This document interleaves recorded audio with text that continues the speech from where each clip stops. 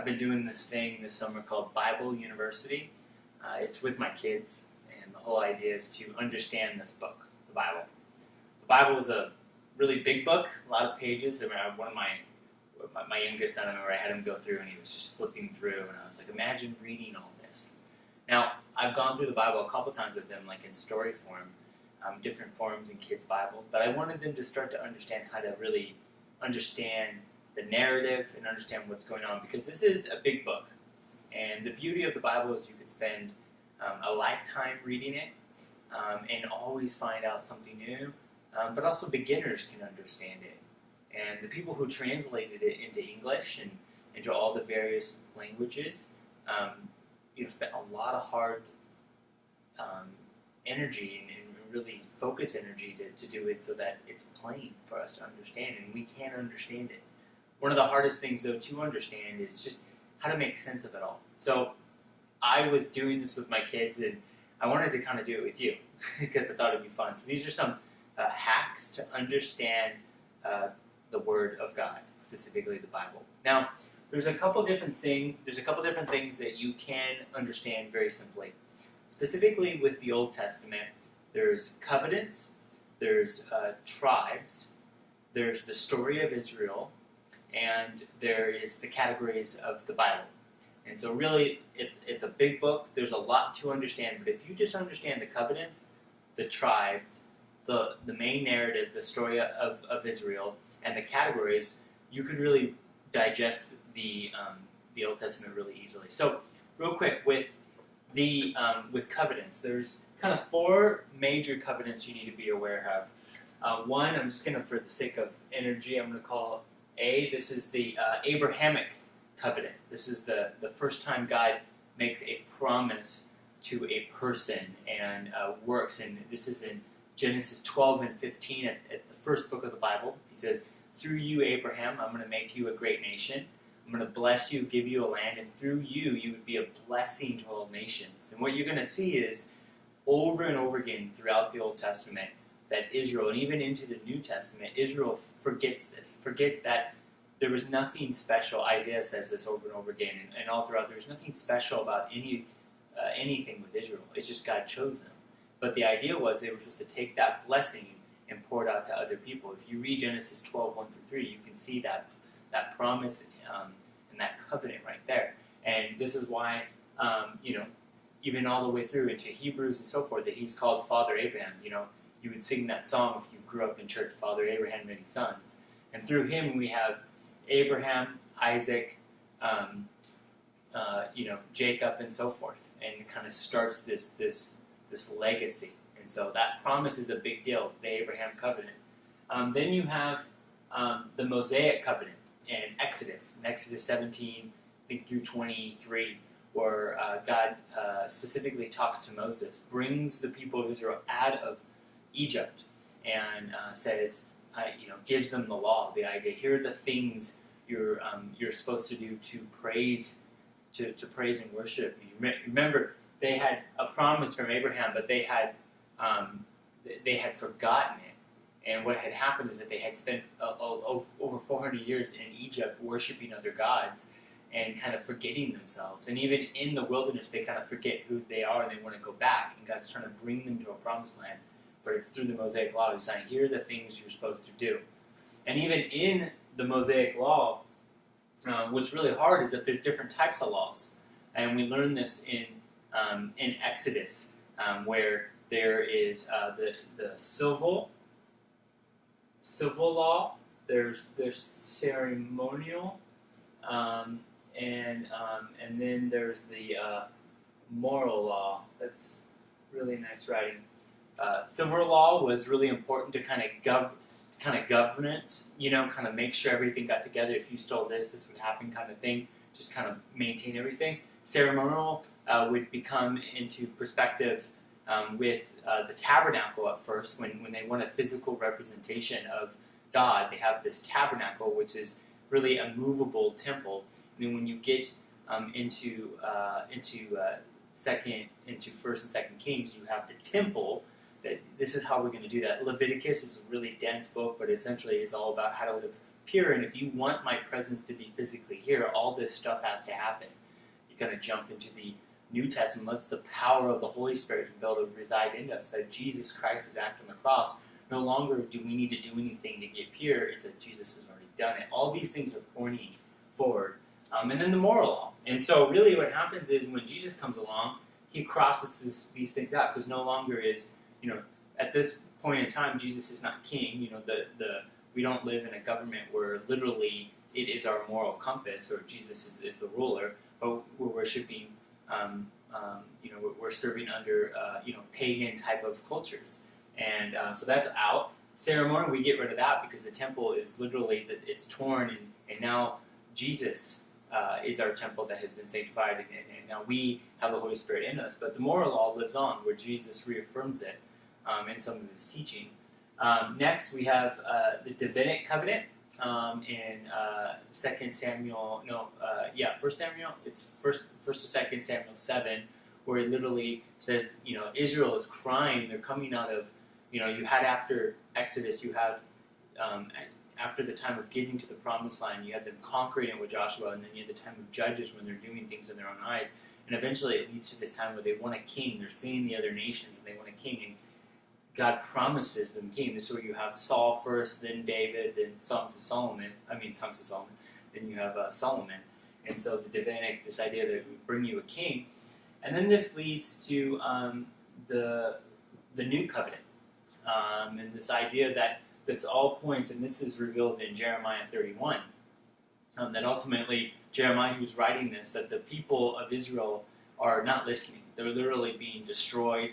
At first, that beautiful kingdom that God builds kind of at a start with David, and then Solomon kind of establishes it with building the temple. Ultimately, it splits after Solomon passes away, and the kids divide up. You have the northern and the southern kingdom, and the northern kingdom falls apart.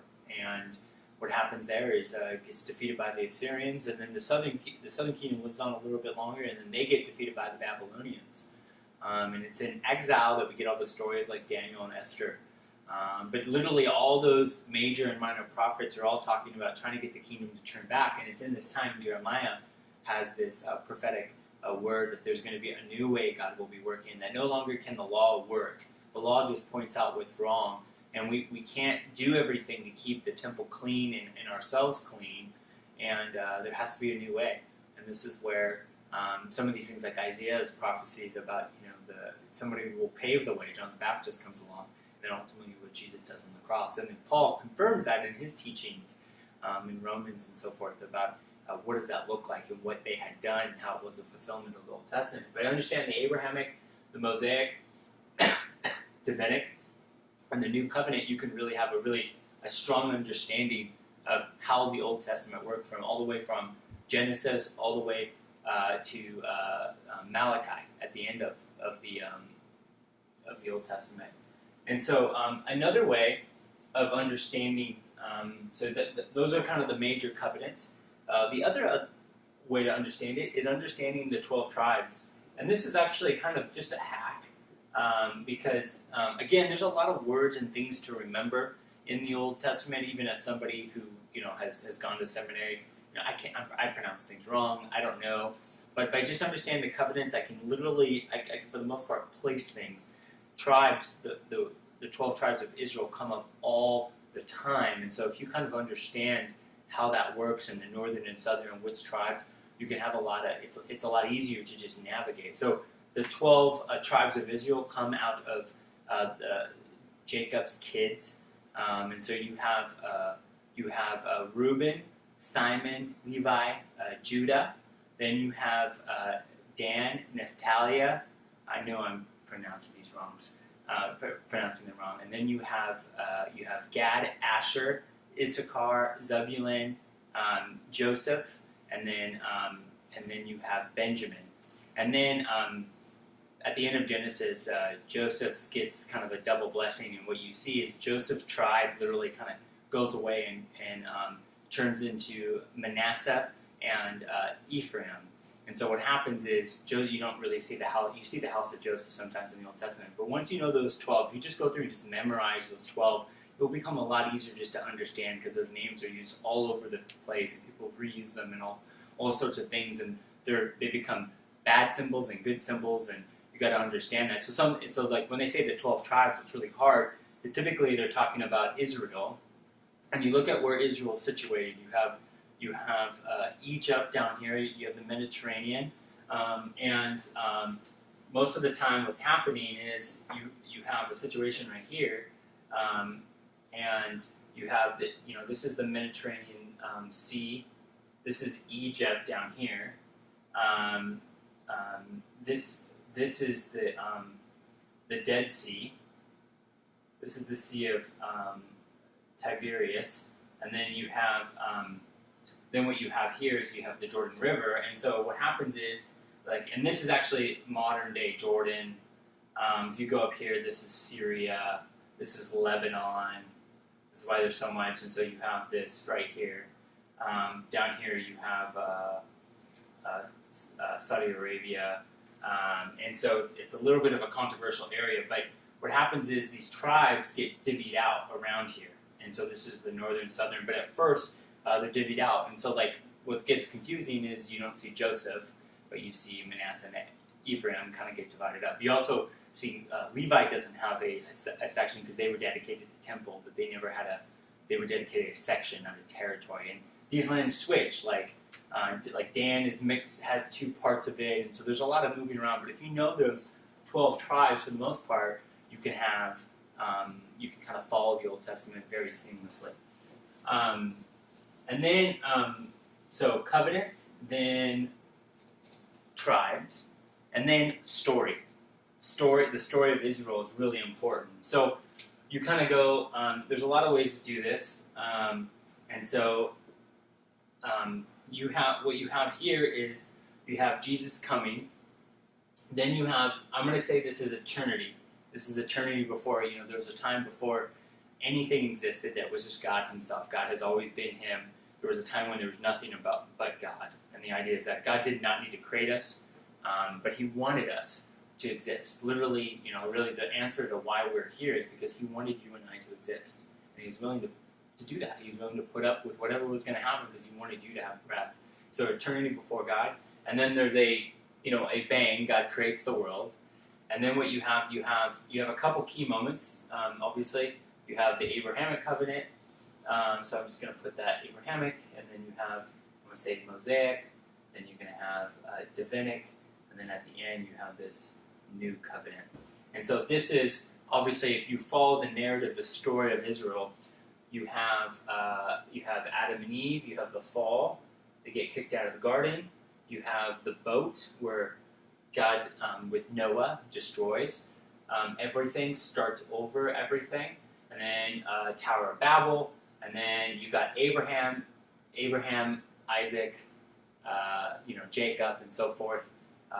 Kind of go forth, and then you got I'm going to do this. You got 400 years. These are supposed to be pyramids, leads them out with Moses to a promised land, and then it's during this time what we have Joshua after Moses gets to the promised land. You have Joshua comes in and conquers the promised land.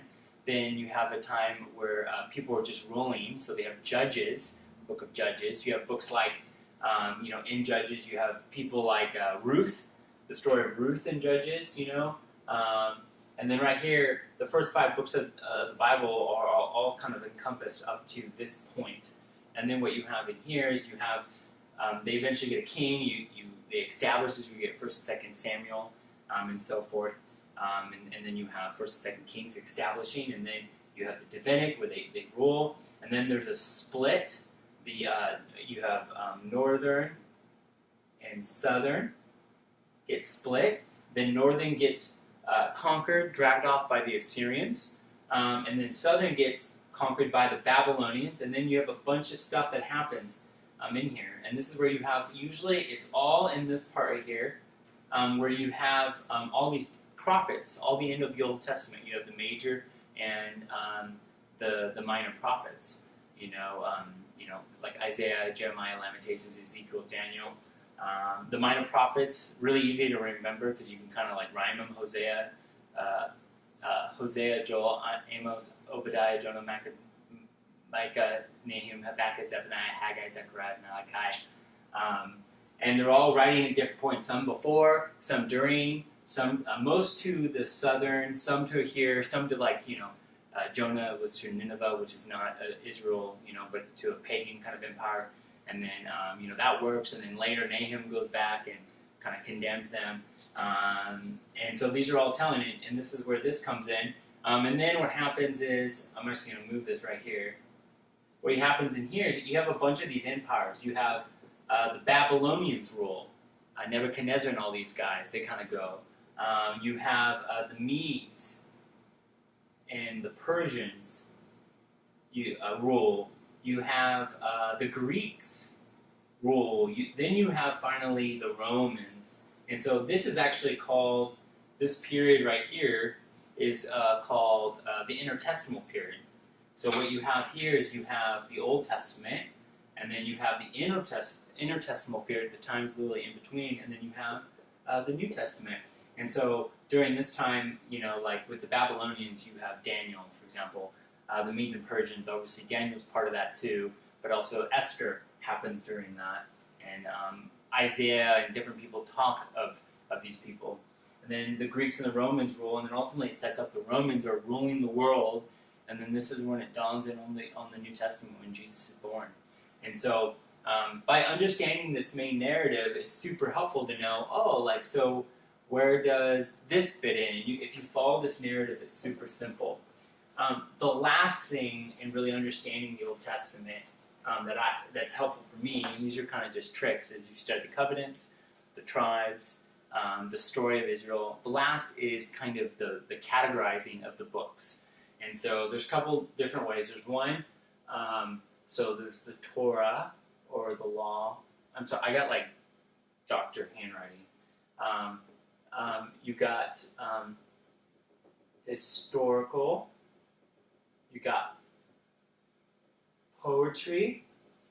You got major prophets, and then minor prophets. And so these are really helpful to kind of categorize everything. So if you're taking in like the covenants, the tribes, the main storyline of Israel, you can kind of understand. So the first 5 books of the Bible are actually called the Torah. So Genesis, Exodus, Leviticus, Numbers, Deuteronomy. And, Deuteronomy and Leviticus and Numbers kind of are kind of add-on books. Genesis, Exodus are kind of the main ones that kind of thrust the story forward. Historical are all those good old books when you come to, Joshua, Judges, Ezra, Joshua and Judges, and then you get 1st and 2nd Samuel, 1st and 2nd Kings, 1st and 2nd Chronicles. Those, and then you have Ezra, Nehemiah, and Esther. Ezra, talking about building the temple again. Nehemiah coming back afterwards during the exile time and, building a wall around. Esther, a story alone, kind of, God's providence working in the intertestamental period. Poetry are Job, Psalms, Proverbs, Ecclesiastes, Songs of Solomon are kind of written by different people, mostly by Solomon in different phases. And then you have the major prophets, Isaiah, Jeremiah, Lamentations, Ezekiel, Daniel, all different prophets talking at a different time. Lamentations actually, most likely, Jeremiah writing while, everybody's, not listening to God, literally lamenting. And then you got the minor prophets, and again, written at different points. And then, when you jump forward to the New Testament, really all you need to know is, to kind of add on to this, is what you have is you have the Gospels, which are Matthew, Mark, Luke, and John, obviously, telling the story of Jesus. You have their version of history, which is Acts, the story of Acts. Then you have Paul to churches, and then you have Paul, almost like leader letters, and then you have you kind of have and then like the general, the rest. And so what happens is Paul is writing, all this is Romans, 1st and 2nd Corinthians, Galatians, Ephesians, Philippians, Colossians, 1st and 2nd Thessalonians. Those are all written to churches. That's literally Paul writing to churches. And then his general letters are to people, like 1st and 2nd Timothy, Titus, Philemon. I always want to say, like steak. And then you have the general letters. You have like kind of the bookends. You have you have Hebrews, James, 1st and 2nd Peter, 1st, 2nd, 3rd John, Jude, and Revelations. And so those are kind of the bookends. And so really with the New Testament, it's just understanding Jesus, understanding the history, specifically the book of Acts, the first 40 years of the church, then Paul's letters, and then just kind of the end piece. But understanding this full picture by understanding the covenants, the promises, understanding the tribes, by understanding the main story of Israel, and understanding, categorizing the books of the Bible, and specifically looking in on Jesus and the New Testament, the history of the church in the book of Acts and Paul, you can really have a really strong grasp on what God is doing in the Bible. So when somebody asks you something about the Bible, you kind of, if you've done that study and memorized some of those things, this book becomes a lot more approachable. So I've been doing that with my kids this summer. I just wanted to share a little bit. This is totally for fun, and I hope it was fun and informative. If you got a good trick that's helped you to study the Bible, I would love to hear it too.